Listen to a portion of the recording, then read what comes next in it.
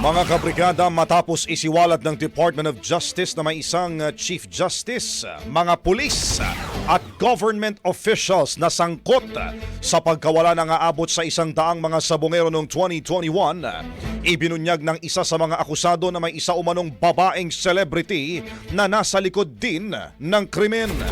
Kabilang umano ito sa mga tinatawag na alpha. Regular umano itong dumadalo sa mga meeting ng grupo at hawak din umano nito ang ilang mahalagang impormasyon kaugnay sa kaso. Ayon po kay alias Totoy, naniniwala siya na nararapating sampahan ng kaso ang celebrity na hindi na niya pinangalanan. Kasama ho ang mahigit 30 sibilyan, mga pulis at ilan pang matataas na mga opisyal.